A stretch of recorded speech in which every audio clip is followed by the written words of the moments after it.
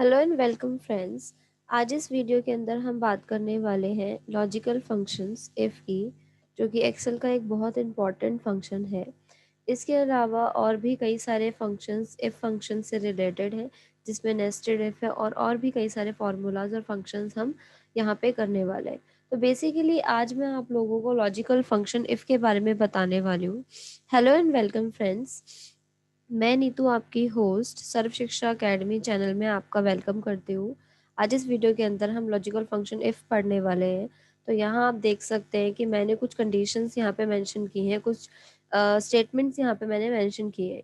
ये सारी चीज़ें जो है फार्मूला जो हमारा इफ़ फंक्शन है उससे रिलेटेड है। तो सबसे पहले जब हम इफ़ फार्मूला यहाँ पे पुट करते हैं, मैं आपको पुट करके दिखा देती हूँ। जैसे कि आपने इफ़ डाला, यहाँ आपको 3 पैरामीटर्स मिलेंगे। सबसे पहले मिलेगा लॉजिकल टेस्ट, फिर मिलेगा वैल्यू इफ ट्रू एंड फिर मिलेगा वैल्यू इफ फॉल्स।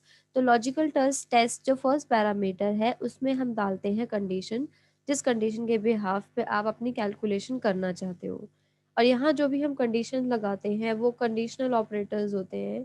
कुछ ऐसे ऑपरेटर्स होते हैं जो कंपैरिजन ऑपरेटर्स होते हैं, उनके ऊपर हम कैलकुलेशन करते हैं।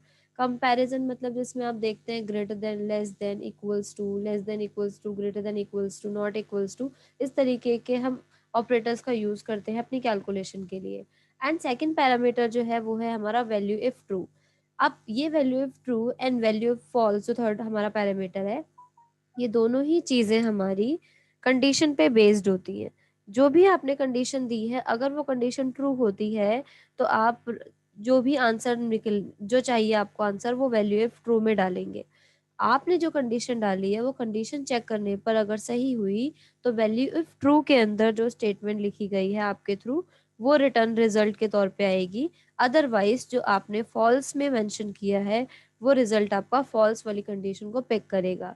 तो कंडीशन ट्रू हुई तो रिटर्न वैल्यू ट्रू आएगी, अदरवाइज फॉल्स आएगी। तो ये तीनों पैरामीटर इस तरीके से काम करते हैं। अब यहाँ मैंने एक डेटा बना के रखा है आप लोगों के लिए, जिसमें मैं आपको फॉर्मूलाज के बारे में समझाने वाली हूँ। तो फॉर्मूलाज के लिए आप देख सकते हैं यहाँ पे नाम दिए हैं, मार्क्स दिए हैं और हमें रिजल्ट निकालना है। तो सबसे पहले बेसिकली मैं सिंपल सा आपको कंपैरिजन ऑपरेटर के बारे में समझा देती हूँ। मान लीजिए यहाँ जो टोटल मार्क्स रखे हुए हैं, अगर वो ग्रेटर देन होते हैं 33 के, मान लीजिए, ठीक है। तो जब आप ऐसा कुछ करते हो तो आपका आंसर यहाँ पर, ये जो स्टेटमेंट मैंने डाली है वो ट्रू और फॉल्स में देगी। आपने यहाँ पर एक सेल एड्रेस दिया है जो कि C2 है। C कॉलम मार्क्स वाला है और 2 कॉलम नमन के नंबर वाला है। तो यहाँ जो नंबर रखे हैं वो नंबर C2 में है, मतलब 25 C2 में रखा गया है। क्या वो मार्क्स अगर ग्रेटर देन होते हैं 33 के, तो अगर ऐसा होता है तो आपका रिजल्ट ट्रू आएगा, अगर ऐसा नहीं होता है तो आपका रिजल्ट फॉल्स आएगा। और आप देख सकते हैं आपका रिजल्ट यहाँ पर फॉल्स आया है। इसी तरीके से आप सारे के सारे रिजल्ट को भी यहाँ पर ड्रैग करके चेक कर सकते हो। तो आपको बार बार नहीं करना पड़ेगा, आप एक बार फॉर्मूला लगाइए, उसको ड्रैग डाउन कीजिए, तो आपके सारे रिजल्ट ऑटोमेटिकली आ जाएंगे। ऐसे ही अगर हम यहाँ देखें सेकंड जो है मयूरा का, जिसमें 35 उसके मार्क्स आए हुए हैं और रिजल्ट आया है ट्रू में। क्यों आया है ट्रू? क्योंकि जब आपने कंडीशन डाली थी तो आपने ये बोला था कि यहाँ रखे हुए मार्क्स 33 से अबव होंगे तो क्या होगा। तो 33 कंडीशन से ऊपर हो गए मार्क्स तो वो पास हो गया, अदरवाइज वो फेल हो गया। तो इस तरीके से ये सारे मार्क्स और ये सारे नंबर्स कंडीशंस काम करती हैं। अब यहाँ तो सिर्फ ट्रू और फॉल्स में रिजल्ट आ रहा है, हमें अपना रिजल्ट चाहिए पास और फेल में। तो इसके लिए हम इस फॉर्मूला को दोबारा से लगाएंगे और आप ध्यान से इन तीनों पैरामीटर्स पे काम कीजिए। तो सबसे पहले हमने देना है लॉजिकल टेस्ट। लॉजिकल टेस्ट में मैंने मार्क्स रख लिए जो स्टूडेंट है नमन उसके, और यहाँ एक कंडीशन सेट कर दी जो कि मैंने रखी है, मान लीजिए 40 रख देती हूँ मैं, ठीक है। तो अगर मैंने 40 रख दी और मैं चाहती हूँ कि अगर यहाँ पे रखे हुए मार्क्स 40 से ऊपर हो या 40 के इक्वल हो, 40 हो या 40 से ऊपर हो, दोनों ही कंडीशंस वो ले ले। मान लीजिए किसी स्टूडेंट के मार्क्स 40 आए हैं, तो क्या वो पास होगा? अगर मैं सिर्फ यहाँ पर ग्रेटर देन का साइन लगाती हूँ तो वो स्टूडेंट पास नहीं होगा, क्योंकि जो वैल्यू है वो 40 से ऊपर होनी चाहिए, क्योंकि ये साइन आपको ग्रेटर देन की कंडीशन बताता है। तो 40 से ऊपर होंगे तो ही ये पास होगा, अदरवाइज नहीं होगा। अगर मैं ग्रेटर देन के साथ इक्वल्स टू लगा देती हूँ तो अब यहाँ पे क्या होने वाला है कि अब जो भी मार्क्स होंगे वो 40 से ऊपर या 40 के बराबर होंगे तो वो पास होगा, अदरवाइज वो फेल होगा। अब हमने दे दिया पहला पहला पैरामीटर लॉजिकल टेस्ट। इसके बाद आप क्या देंगे, value of true. Value of true में मैं चाहती हूँ कि अगर ये कंडीशन सही होती है तो हमारा रिजल्ट पास आना चाहिए। जैसे ही लॉजिकल टेस्ट करेक्ट हो जाता है तो आपका रिजल्ट वैल्यू इफ ट्रू वाला आउटपुट के तौर पे आएगा और वो होगा पास। अगर ऐसा नहीं होता है अदरवाइज तो आपका रिजल्ट आएगा फेल। तो इस तरीके से हमने सेकंड पैरामीटर जो कि फॉल्स वाली वैल्यू है वो भी हमने यहाँ पर डाल दी है। इस फॉर्मूला को हम रीचेक कर लेते हैं। सबसे पहले आपने लॉजिकल टेस्ट दिया, लॉजिकल टेस्ट में आपने ये बताया कि जो सेल वैल्यू आपने यहाँ रखी है, जो सेल एड्रेस आपने यहाँ रखा है, अगर वो ग्रेटर देन इक्वल्स टू 40 के होता है तो रिजल्ट पास आएगा, अदरवाइज रिजल्ट फेल आएगा। तो आप इस फॉर्मूला को क्लोज करने के बाद एंटर प्रेस कर दीजिए।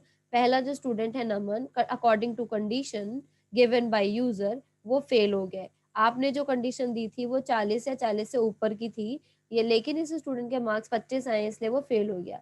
अब ऐसे ही आप इस पूरे फॉर्मूला को ड्रैग कर दीजिए, तो जहां वो स्टूडेंट फेल हुए हैं वहां नंबर 40 से कम आए हैं, और जहाँ वो स्टूडेंट पास हुआ है तो वो स्टूडेंट 40 या 40 से ऊपर के मार्क्स लेके आया है। आप देख सकते हैं यहाँ पे 40 इक्वल है 40 के, तो हमने यहाँ जो कंडीशन लगाई थी वो ग्रेटर देन इक्वल्स टू थी। 40 हो या 40 से ऊपर हो, दोनों कंडीशन में स्टूडेंट पास हो जाएगा।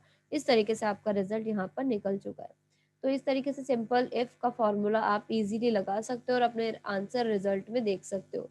अगर आप फॉर्मूला को कोई भी चेंजेस करना चाहते हैं, मान लीजिए कि जब ये कंडीशन अपना रिजल्ट देगी तो रिजल्ट अगर आपको पास और फेल में नहीं चाहिए तो रिजल्ट मैंने मान लीजिए 1 और 2 में देना है।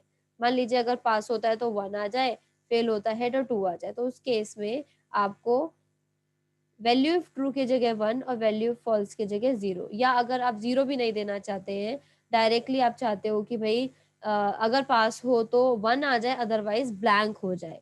तो यहाँ पे आप क्या करेंगे, कंडीशन सेट करने के बाद वैल्यू ऑफ ट्रू में आपने दे दिया 1 और फॉल्स में इन्वर्टेड कॉमास डाल के छोड़ दीजिए और उसके अंदर कुछ भी नहीं लिखना। अब आप एंटर कर दीजिए। तो आप देख सकते हैं जो एरिया खाली आपको नज़र आ रहा है वो स्टूडेंट फेल है, बाकी सारे स्टूडेंट यहाँ पर पास है।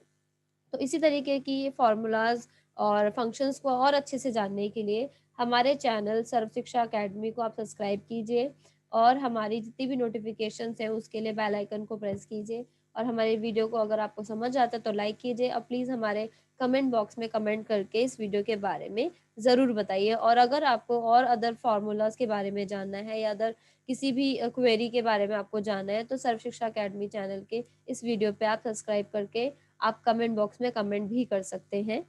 Thank you.